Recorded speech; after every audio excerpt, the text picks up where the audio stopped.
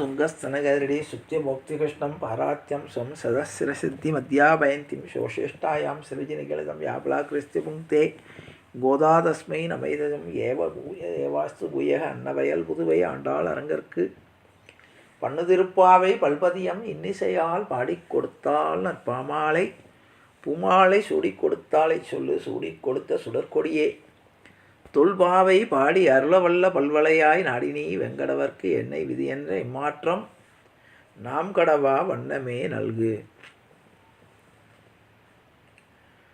மனத்துக்கினியானை பாடும் மார்கழி திங்கள் 20ஆம் நாள் பாசுரம்.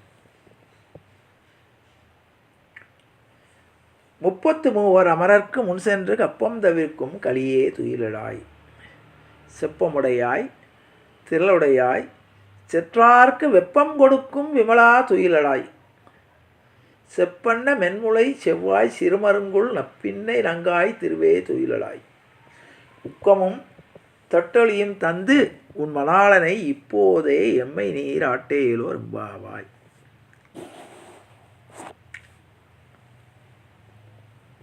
இப்போ சூரியன் வரப்போகிறார். இப்போ போன பாசுரத்தில் நப்பினை பிராட்டிய மன்றாடுகிறாள், நீ எங்கள் போற்றுதலுக்குரிய பெருமாளை நீ உன்னுடைய அன்பினாலும் உன்னுடைய மையலினால் அவரை கட்டுண்ண செய்திருக்கிறாய். இன்னொன்று, நீ அவனை பிரிய மனமுட்டாதவள். ஆகவே நீ என்ன பண்ணியிருக்காய், மைத்தனங்கண்ணினாய் நீ உன் மணாளனை எத்தனை போதும் துயில் எழ விட்டாய்கான். அவனை எந்திருக்க விட மாட்டேங்கிற. எத்தனை ஏழும் பிரிவாற்றகில்லாயால் தத்துவம் என்று தகுவே. உனக்கு என்னன்னா, அவனை பிரிவதற்கு உனக்கு மனமில்லை. ஆகவே உன்னுடைய அன்பினால் உன்னுடைய மையலினால் அவனை கட்டுப்படுத்தி இருக்கிறாய். ஆகவே அவனை இது முறையன்று உன்னுடைய மணாளனை நீ எழுப்பி எங்களுக்கு அனுகிரகம் பண்ணுறதுக்கு அனுப்பு என்று கோரிக்கை வைக்கிறான். இப்போ நப்பினை அனுப்புகிற மாதிரி இல்லை. என்ன செஞ்சால் அனுப்புவா? சூரியன் கதிர்களை விரித்து கொண்டு வெளியே வந்தாச்சுன்னா அனுப்பிடும் இல்லையா? நம்முடைய வீட்டில் நம்முடைய மனைவியை என்ன பண்ணுவா, விடிஞ்சிருத்து எடுத்துருக்கோ அப்படின்னு நம்மளை எழுப்புவா. ஆகவே சூரியனை சீக்கிரம் வரவழைக்கிறான். சூரியனுக்கு சுப்பிரபாதம் பண்ணுறான். 33 அமரர்க்கு முன் சென்று கப்பம் தவிர்க்கும் களியே துயிலடாய். சூரியனுக்கு சுப்பிரபாதம் போடுறான். நீ சீக்கிரம் வா, நீ வந்தாலாவது கிருஷ்ணன் பொழுது விடிந்து விட்டது என்று எழுந்து வந்துடுவான். இன்னும் இருட்டாமல் வைகரை பொழுதாக இருந்ததுன்னா விடியட்டோன்னு படுத்துன்னு இருப்பான். அதனால் சூரியனுக்கு சுப்பிரபாதம் போடுறான். 33 அமரர்க்கு முன் சென்று 33 கோடி தேவர்களையும் சூரிய பகவானவன் தன்னுடைய கதிர்களினால் செயல்படுத்துகிறான். கப்பம் தவிர்க்கும் களியே துயிலடாய், அப்புறம் செப்பமுடையாய் திரளுடையாய் செற்றார்க்கு வெப்பம் கொடுக்கும் விமலா துயிலழாய். அவர் 3 குவாலிஃபிகேஷன். செப்பமுடையாய் திரளுடையாய்,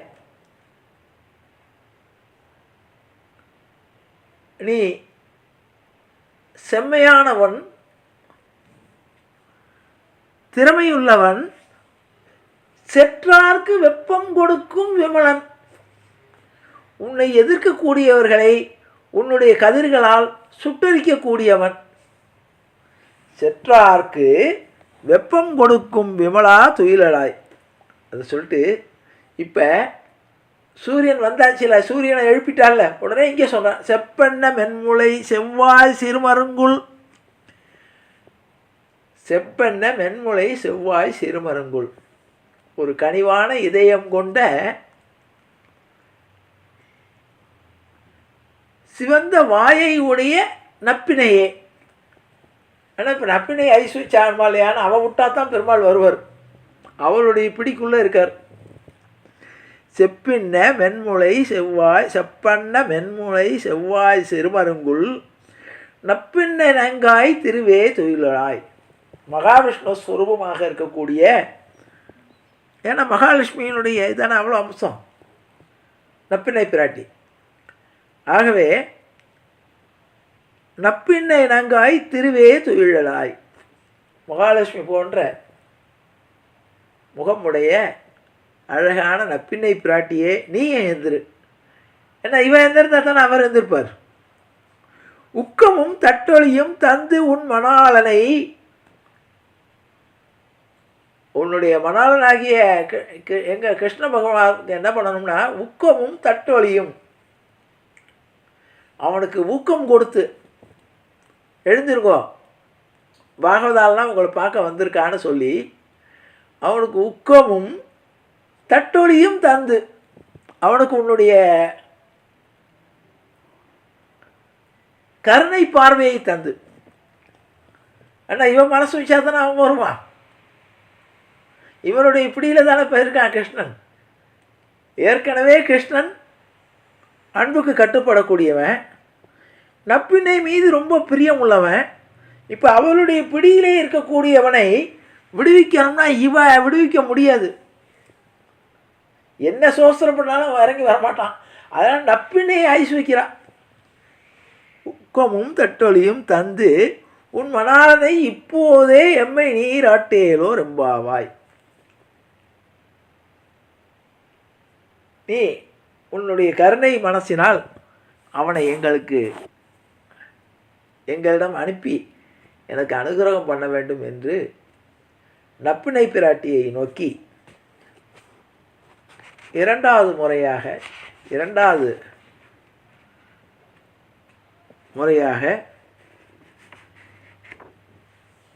இந்த பாசுரத்தின் மூலமாக வேண்டுகிறாள் என்பதை மிக அருமையாக அனுபவிக்கிறோம். இதில் 33 அமரர் என்று சொல்லக்கூடிய இடத்துல பகவான் எப்படிப்பட்டவன் என்பதை இங்கே அழகாக கோடிட்டு காட்டுகிறார். பகவானுக்கு உண்டான பல்வேறு தகுதிகளில் ஒன்று 33 கோடி தேவர்களை வைத்து பராமரிக்கக்கூடியவன். இது எதை வச்சு தெரியும்னா, நம்மாழ்வார் சொல்லுவார் தன்னுடைய பாசுரத்தில், பகவானுக்கு என்ன தகுதி, நாம் எந்திருக்கும் போது யாரை நினைக்கணும். அழகாக சொல்வார். உயர் வர உயர் நலம் உடையவன் எவனவன், மயர் வர மதி நலம் அருளினன் எவனவன், அயர்வரும் அமரர்கள் அதிபதி எவனவன், துயரரு சுடரடி தொழுதழு மனமே. நம்ம தினசரி காலம்பரை எந்திருக்கும் போது நமக்கு முன்னால் நான் சொல்லுவோம், நான் போகிறதுக்கு முன்னாலே என் பிரச்சனை எனக்கு முன்னால் வந்து நிற்குது, என்னுடைய தலைவிதி எனக்கு முன்னால் நிற்குது. நம்ம எழுந்திருக்கும் போதே பிரச்சனைகளோடு தான் எழுந்திருக்கிறோம். தினசரி துயரத்தோடு தான் எழுந்திருக்கிறோம். இன்றைக்கி என்ன பொழுது ஒழிஞ்சா என்ன பண்ண போகிறோமோன்னு. அப்போ அந்த துயரங்களை அடுக்கக்கூடிய ஒரு சுள்ளர் அடி ஒன்று உண்டு, ஒருவனுடைய திருவடி. தனக்கு ஊமை இல்லாதான் தாழ் சேர்ந்தார்களால் மனக்கவலை மாற்றல் அரிது. வள்ளுவன் அத்தனை சொல்லுவார். பிறவி பெருங்கடல் நீந்துவர் நீந்தார் இறைவன் அடி சேராதார். அப்போ நம்முடைய துயரங்களை அடுக்கக்கூடியது, நம்முடைய துன்பங்களை போக்கக்கூடியதுன்னா பகவானுடைய திருவடி. யார் பகவான்? நமக்கு ஒரு சந்தேகம் வருது. யார்? அங்கே பகவானுக்கு உண்டான குவாலிஃபிகேஷனை நம்மாழ்வார் ஃபுல்லப் பண்ணுறார். உயர் வர உயர் நலம் உடையவன் எவனவன். உயர்ந்த நலம் உள்ள ஒருத்தனை நாம் தேர்ந்தெடுக்கிறோம். அவனுக்கு மேலே ஒருத்தன் உயர்வு இருக்கானா இப்படி பார்த்துட்டே போனோன்னா இவர் என்னை விட உயர்வானவர், இவர் அவரை விட உயர்வானவர், உயர்ந்த நலம் உள்ளவர், உயர்ந்த குணம் உள்ளவர், உயர்ந்த தன்மை உள்ளவர், இப்படி உயர்த்தி உயர்த்தி உயர்த்தி உயர்த்தி இப்படி போனோம்னா ஒருத்தராக போய் கடைசியில் ஒரு இடத்துல போய் நின்றுடும். அவருக்கு மேலே உயர்ந்தவர் கிடையாது. அதான் உயர்வர உயர் நலம் உடையவன் எவனவன். அடுத்தது நமக்கு சந்தேகமில்லாமல் அறிவை கொடுக்கக்கூடியவன் யார்? எந்த வகையான சந்தேகம் இல்லாமல் நமக்கு அருள் கொடுக்கணும். மயர் வர மதிநலம் அருளினன் எவனவன். இதுக்கு நான் என்னுடைய சிற்றறிவு கேட்டியவரை ஒரு சின்ன உதாரணம் சொல்கிறேன். ஒரு சந்தேகம் இல்லாத ஒரு விஷயம் என்ன தெரியுமா? எல்லாருக்குமே சந்தேகமே இல்லாமல் எல்லாரும் ஒப்புக்கொள்ளக்கூடிய ஒரே ஒரு விஷயம் என்னன்னா மரணம் தான். யாருக்கும் அதில் சந்தேகமே கிடையாது. யாருமே நிச்சயமாக நம்ம மரணம் அடைஞ்சிருவோங்கிறது உறுதி. இதை உணர்த்துறவன் யாருன்னா பகவான் தான். மயர் வர இது நான் மயர் மதிநலம்ங்கிறதுக்கு வேறு பெரிய பெரிய வியாக்கியானங்கள் அதுக்கு நான் அதுக்கு போகல. ஏன்னா அது எனக்கு சொல்கிற அளவுக்கு எனக்கு தகுதி கிடையாது. ஆனால் ஒரு சந்தேகமில்லாத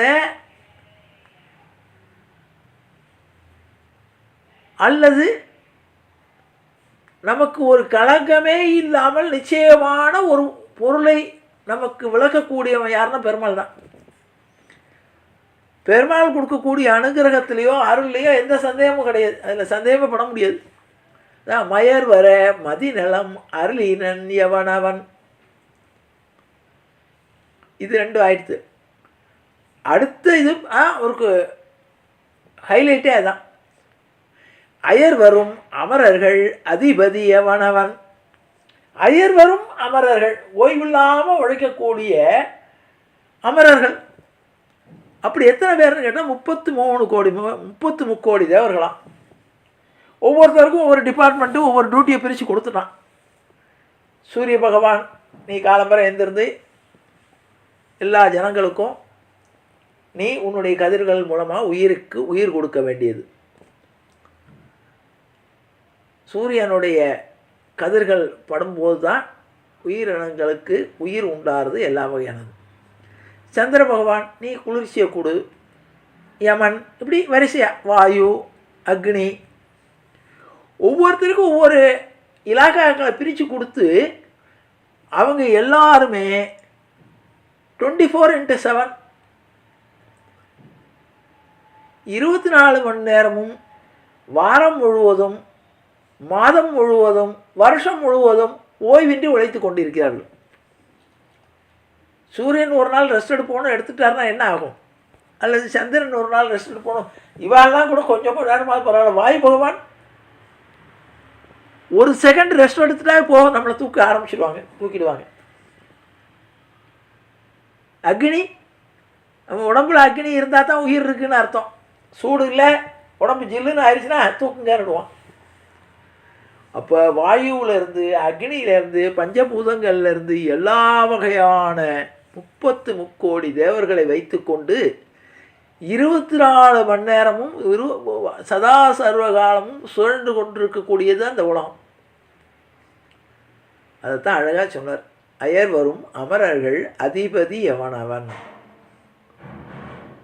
அப்படிப்பட்டவனுடைய அடி இருக்கே திருவடி, அது நம்முடைய துயரங்களாக இருக்கும். அதான் துயர் அரு சுடரடி தொழுதழு மனமே.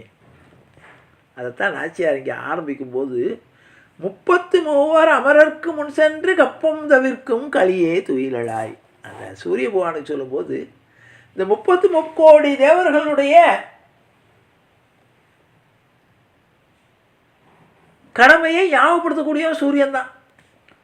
சூரிய பகவான் புறப்பட்டார்னா இன்றைக்கி ஒரு கணக்கு ஆரம்பிச்சிருத்து. இன்றைக்கி பொழுது விடிய ஆரம்பிச்சிருத்து. இன்றையிலேருந்து நம்முடைய பணி ஆரம்பம்னு எல்லா உயிர்களும் தன்னுடைய பணியை தொடரும். அதான் அழகாக நாச்சியார் சொல்கிறார். அந்த 33 அப்போ எல்லாருடைய பணிகளை நினைவுபடுத்தக்கூடிய அந்த சூரிய பகவானை சொல்லும்போது அறிவுக்கு அதிபதியாகவும் சொல்லுவார்கள். அப்படிப்பட்ட சூரிய பகவானை எழுப்புறது எதுக்காகன்னு கேட்டால், நீ எந்திருந்தா எல்லோரும் சொல்கிறாங்க விடிஞ்சிருத்து எழுந்திருக்கோம் எல்லோரும் நம்ம வீட்டிலேயே கிளப்பி விடுவாங்க குழந்தைகளெல்லாம்.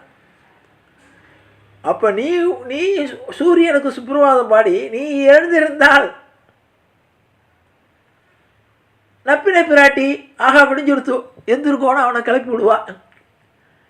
அப்படி தான் எங்களுக்கு அனுகிரகம் கிடைக்கும். ஆகவே அந்த சூரியனுக்கு சுப்பிரபாதம் பாடக்கூடியதாக அதிலே பகவானை பற்றி 33 அமரருக்கு என்று சொல்லக்கூடிய வார்த்தையில் பகவான் 33 ஆகிய அமரர் நிறைய வேலை இருக்குமா அவருக்கு. அவனை உன்னுடைய அன்பினால் கட்டுப்படுத்தி நீ உன்னோட நிறுத்திக்காத. ஆகவே அவனை அனுப்பி வை என்று வேண்டுவதாக இந்த பாசனம் அமைகிறது. இதை கூறி நிறைவேற்றுகிறேன். ஜானகி காந்த ஸ்மரணே ஜெய ஜெய ராமராம். சத்குரு மகாராஜ் கி ஆண்டாள் திருவடிகளே சரணம். ஆச்சாரியன் திருவடிகளே சரணம். ஜீயர் திருவடிகளே சரணம். வசுதேவ சுகந்தேவம் கம்சசானூரமர்தனம் தேவகி பரமானந்தம் கிருஷ்ணம் வந்தே ஜெகத்குரும்.